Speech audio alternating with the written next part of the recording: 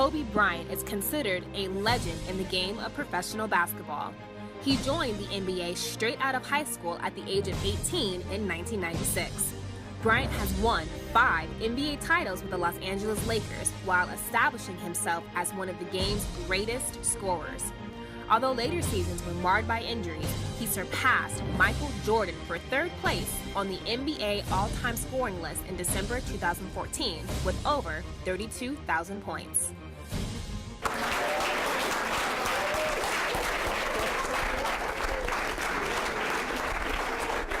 One of the things we wanted to ask you about is your early childhood. When did you first get started in competitive sport?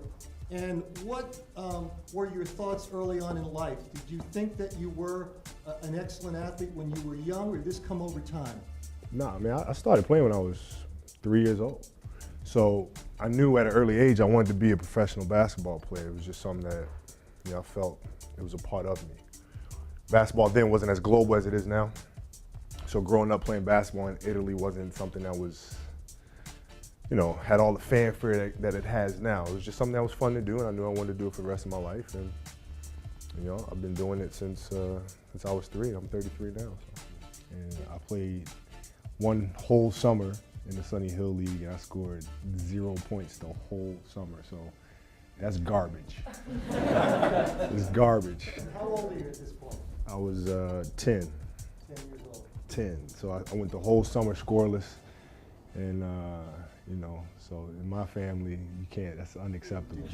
Did you know you were a good player when you were young? Did you have this kind of confidence that you have now? No, I knew when I came back from that horrible summer, and I started wearing kids out after that. And after that, I was like, you know what? I'm a bad little 11-year-old. But before that, it was just a matter. I knew this is what I wanted to do, so it wasn't a matter of, am I good enough or not? Because if I'm not good enough, I'm going to make myself good enough. A lot of people talk about your toughness and your competitiveness. I mentioned to you that Gary Beatty visited this class last quarter. And I asked Gary a little bit about his experience with players, and Gary said that without question you are the toughest player he has ever been around in the NBA. Where did this toughness come from? Where did this confidence come from if you had these bumps along the road when you were a young kid? Well, I mean, you have a couple options. One, when you're faced with adversity, one option is to quit. The other option is to work through it and figure it out. And I've never been a quitter, so that option is just not for me. It never has been. And many people in professional sports believe you're a highly competitive person, that competition is pretty important for you, and I think you've suggested that your daughters may be following suit. What is it that motivates you? What drives you? What gets you to the point that you can compete at such a high level despite all of the distractions, the injuries, the media? Well, I mean, if you're doing something, you might as well try to win. You know what I mean? It's always fun playing the game. I have a good time playing. It's fun, but it's even more fun when you win. And somebody has to win. I'd rather it be me than somebody else. It's just as simple as that. I mean, it's just when you're dealing with things in your life, tough situations, off the court or off the field or whatever it may be, my philosophy has always been, well, I got to win one of these things. My personal life sucks. I got to win here. I can't lose both of them. I got to win at one of them. And if not, you just make things worse. So. What happened when Duke came to call? Was that even close? The Dukies? Yeah, it was close. I mean, I didn't really consider college. That was never really a serious option for me, so I didn't want to waste anybody's time or visits. Going to visit Carolina or visit Duke or visit Michigan or any other schools. Didn't do any visits? I knew what I wanted to do. It was just going to waste somebody's time or take another kid's opportunity to go visit Duke or make a decision when you felt like he was really considering going to school.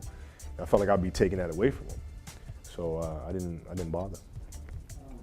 Do you enjoy practicing? I love it. I love it more than the games. It's fun because you get to break everything down. You go drill by drill. You really strategize and you talk to your teammates and you say, okay, well, if they do this, we need to do that. If they do this, we do that. So it's a constant you're just kind of building your blueprint. And then when you go out in the game, everything just happens, and that's kind of the end result. But the practice is where everything kind of takes shape.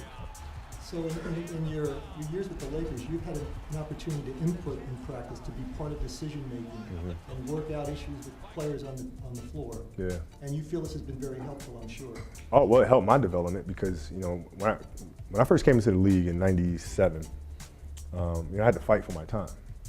And so every mistake that I made, if I made a mistake, I was getting yanked. So it made me really focus on attention to detail, where a lot of my peers, whether it was Allen Iverson or at the time Antoine Walker or these other guys, just gave them the ball and said, do whatever you want. You know what I mean? So they didn't really learn how to be efficient or how to play championship basketball. I have fond memories.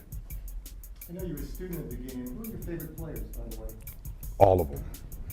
No, I mean that. I mean, it's like an encyclopedia here of players from Bob Pettit to Bob Cousy to Elgin Baylor to Jordan to West. It just goes on and on and on and on. Havlicek, Sam Jones. I know them all. I know them all, and I've watched them all, and I've learned from all of them. And I gotta say, they've all been my favorites because I've learned tidbits from each and every one of them. China. What's going on with you and China? I hear all these things about you and China. Yeah, me too. Why are you so popular there? What goes on in China? It was during the same time when Jerry and I first started, and my agent, who's not here, Rob Palinka, we were over there. We started going to Asia in 1999, and we just saw there was so much passion, so much energy for the game of basketball. We said, well, you know what? Why don't we, being that America's crazy right now in terms of us being able to do things over there, why don't we just focus everything here and just shift our focus to doing everything in Asia and having a good time here because they welcome me with open arms, so why don't we do the same? And that's what we did, and we've been doing it for years now. Well, it's good. It's good that you have fun with what you do, and you've got a great sense of humor, which I love, and we're all enjoying listening to you and seeing what a normal person you are, despite your superstardom. Let's talk a little bit about the NBA, if you don't mind. A lot of our students here are aspiring careers in sport management. They'd like to be in athletics. They'd like to be in marketing. Can you talk a little bit about the lockout from your perspective? What's going on? How do you feel about it? Well, it's obviously generic answers to say it's just business, obviously, and it's always weird, when you hear so much money being tossed around and the fear of losing all these millions and millions of dollars. But from a player's perspective, it's very important to understand that this is not something that we're fighting just for ourselves now. We're fighting for generations to come. So could we structure a deal today that takes care of us? Sure. But years to come, the generation after is going to suffer. And we don't want to have that happen. We want to make sure everybody's taken care of, and for years to come, as the generation before us did the same thing. So it's a dogfight, man, and we're in it. It's a shame, but it is what it is. Do you think the players in general in the NBA believe that the owners are losing money to the extent that they claim they're losing money? No. No, it's laughable, actually. In this business, there are some teams that are obviously losing money, okay? But you cannot remove all risk from being an entrepreneur. There are some risks that come with owning a business that you have to accept. And for us to sign a proposal that's going to remove all risk from you and take a boatload of money outside of our players' union, our players' association for generations to come, isn't fair. And if you're fearful of your business losing money, if you're fearful that you're not going to have a profitable business, then sell your damn business. It's as simple as that. What do you see as the outcome? I think we'll come up with something. I think to miss a whole season, I think would be a shame. I don't think it's going to happen. I think we'll have something here shortly. Great. Let's talk about your goals for the year. What are you hoping to accomplish? What are you hoping the team will accomplish? Where are you headed? Where are the Lakers headed? We're going to win another one. We're going to win another one. Yep. All right. Now, last summer we spoke about some of your additions. Mm-hmm. We were over at the event center, and you told me, I'm really high on Steve Blake, and I think he's really going to help. And I know you had a decent season, but you didn't get the ring. You didn't get where you wanted to go. Mm-hmm. What's going to happen this year that might put you in a better position to reach your goal? Well, one, I'm going to practice every day because I'm healthy enough to do that. And then two, I just think rest, for some of our players is going to be a big key, man. Because Powell's been playing for 5 years straight. For his Olympic team, NBA finals, so forth and so on. I mean, it takes its toll after a while. So he's going to be well rested. He's going to be ready to go. Andrew, hopefully we can keep him healthy. We have a new coach coming in that I really like. He's very detail oriented, very sharp, defensive mind first. And we're going to be okay. Can you describe, and I don't know if you even realize, but some of the things that you're saying to us are principles that we try to teach when we prepare athletes to compete and to use their mind to help their performance. Mm-hmm. Can you describe what goes on in your mind when you're in the game and you're in the flow, you're in the zone, you're hot, you can't miss? What's going on with you? It's tricky because you don't have time to think about what you're doing, because when you do that, your rhythm escapes you. So you have to be aware that you're in the moment without being aware that you're in the moment. See what I mean? So you just let things happen. You don't think about, this teammate blew this assignment here, so you want to get on his case. You can't do that, because that'll disrupt your energy. You got to just roll with it, and that's what happens. Are there times that you can actually recall being there? Do you actually recall those times where you're out of your mind and you just couldn't miss? Oh yeah. I can remember everything about those games, and how I felt, and the energy that I had, how my legs felt. The game I scored 81, my knee was killing me that game, and it wouldn't loosen up. So the first basket I had was a drive around right baseline, and there was no double team. So it took like 3 dribbles to get to the basket, and I laid it up off the glass, and I said, you know what? If my jumper's falling, this game can get ugly because they're not double teaming me. I had a lot of room to operate, and once it was all just a pure basketball X's and O. From that standpoint, I saw a lot of gaps and a lot of things I could attack. So after I saw that, it was just a matter of putting the ball in the hole. Well, you've been known to be an intelligent player, and what you're describing is your basketball IQ and intelligence. It's pretty amazing to me that he would recall the first basket in an 81-point game and exactly how it took place. It's pretty incredible recall. And obviously you do study the game and remember what you've done and learn from it. Let's talk about challenges. Who is the toughest mark for you? Oh, it's Carmelo Anthony, by far. His size, man, his strength, and he knows how to use it. So he throws his weight around. But if you look at the games, you look at some of the other players, LeBron James, Dwayne Wade, some of these other guys. They're either all the way to the basket or long range. Melo can post up, he can finish at the rim. He has a mid-range game. He has a 3-ball game. He can pull up left, can pull up right, step back left, step back right. So that gives you a lot of options as an offensive player. And a defender, you got to try to pick which one you want to use to throw him off a rhythm. Which one you want to take away? Yeah, but it's tough though, because he's comfortable doing all of those things. You know what I mean? So you got to find one that night that's not really working for him. Is there anyone that you feel plays you well? Tony Allen plays me pretty well. And he's a little dude, but he's scrappy. He's scrappy, he's tough, he's smart. And he understands angles, he understands body positioning, and he won't quit. Like I've played against a lot of players who literally, you can see them just quit, and it's the funniest thing. They'll literally just like stop playing. Like, you catch the ball and they'll back up and be like, oh man. You make one and then you make 2. So you try to find each defender's. Everybody has a breaking point. You know what I mean? And 2 makes in a row might do it for somebody. 3 might do it for somebody. 4 might do it for somebody. But you got to try to continue to push your defender to get to that limit where he just quits.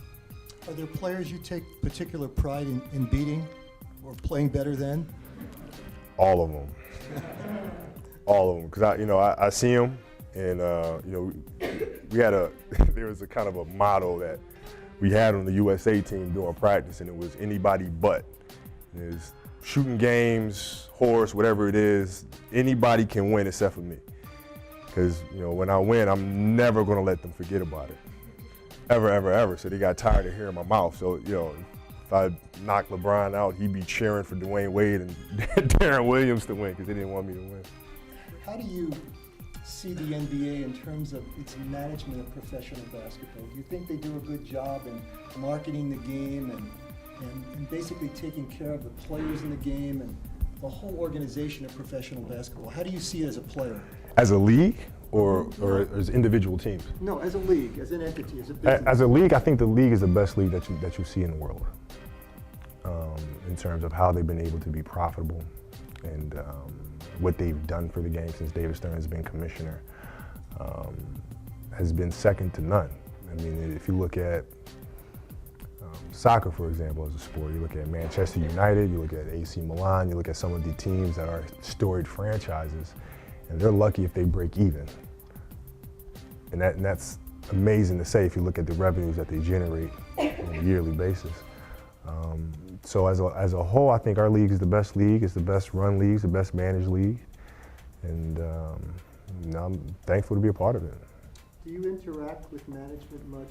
Do you talk with Mitch much? Are you involved with the buses at all?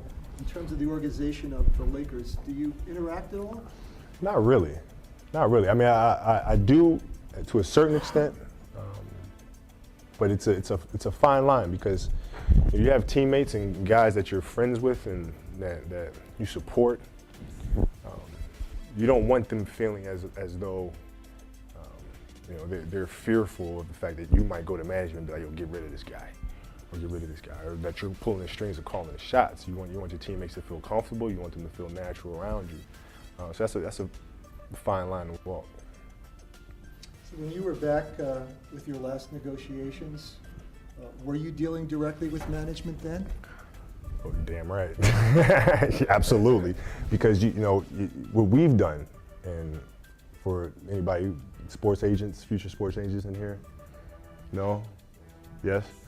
What we managed to do in our last negotiation, which I won't go into too much detail about it, but we were able to put ourselves in a position where we structured the only no trade clause that you'll see. I mean, that just doesn't happen. And to do that, you have to make sure that you establish yourself as having the higher ground, years prior to. And there were certain things that we've had to do behind the scenes and publicly and things like that to get to that position, but we were able to structure that. We should be okay. First one, what would you say is essential for someone preparing to pursue a career in professional sports or management? What do you think young people need? Well, to me, it doesn't matter whether it's sports management, whether it's being a doctor, whatever it is. You have to have perseverance and you have to have the commitment to go for it every day. I mean, it doesn't matter what field you're in. You're going to have bumps in the road, you're going to have all that kind of stuff, but you have to be able to commit to it every single day and to be able to work at it. I mean, it's hard work, man. You got to do it around the clock. I've always, when I was coming up and I wanted to be in the NBA, even now, I'm always thinking that somebody is out there working while I'm not working. So as a result, I worked all the time because I didn't want to take a time off or take a moment off. And if you have that, then you're going to be great at whatever it is you want to do. All right, I think we're going to wrap up now. I got just a couple more quick questions for you. Sure. All right. Where do you see yourself 10 years from now? Fat in a rocking chair, smoking a cigar in South Carolina somewhere. South Carolina. Why not? Why not, man? Why not? Will you continue to run camps? Is that something you'd like to do? I love running camp. I'll keep doing that. I'll keep doing that as long as I possibly can because I enjoy being around kids. I enjoy basketball. I enjoy teaching the game. So I'm going to keep doing it.